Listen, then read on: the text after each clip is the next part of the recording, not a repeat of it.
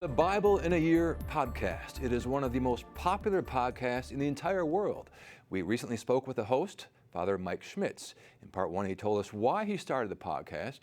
Now in part two, he tells our Tracy Sabol what he hopes the faithful will gain from the project and what he is planning to do next.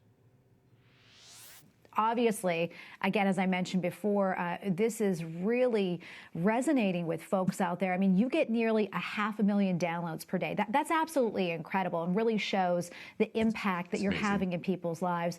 Are you at all surprised, at the popularity of your podcast? And also, what about the feedback from listeners? Yeah, I guess when I wrote to Ascension and said, hey, I have this idea, what do you guys think? And they said, great, let's create a plan.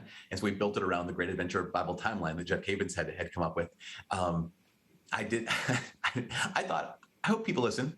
I did not realize that it would do as well as it's been. And then when it got to number one, maybe the first couple of weeks of 2021, I thought, yeah, when we hit January, it's going to be no longer anywhere near the top. And I think it stayed in the 20s for almost the entire year, give or take, somewhere in there. And I just think that's such a testimony to people's faithfulness and their hunger. And I think, one of the things, well, three things that I think made this podcast more successful is a lot of people have a hunger for the Bible.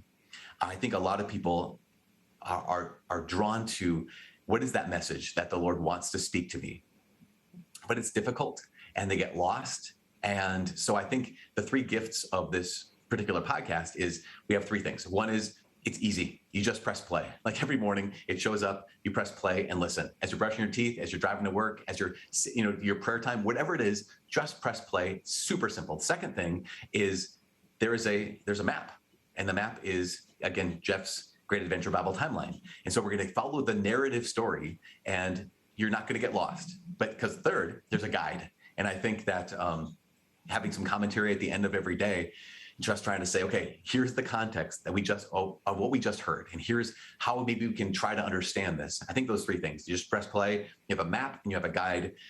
I think that was a really good mixture of ingredients to help people who really desired to hear God's word, to be able to actually follow through all 365 days.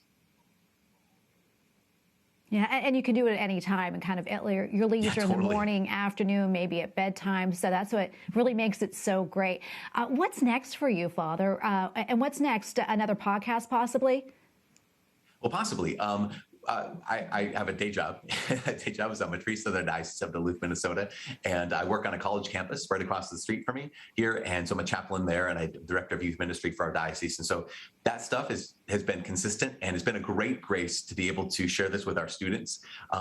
But we're looking at the idea. When I first pitched the idea to Ascension, I said, "How about a combo?" Bible and catechism in a year. And I'm really glad we did do it at the same time, because that would have been a whole other can of worms. But we're looking at possibly, as we move forward in 2023, to have a catechism in a year. And now, one of the reasons why we're taking some time to get the catechism all set up is because we want people, and not everyone's on whatever day today is. And sometimes people are on different paces when it comes to the Bible in 365 days. And so not everyone will finish on December 31st. And so we wanted to give people a time to be able to finish the Bible podcast before they had this other thing, on their shoulders. And so we're going to start it in 2023, God willing, if we get all the T's crossed and I's dotted, so we can actually have the catechism, which would be great. But that's what we're working on now.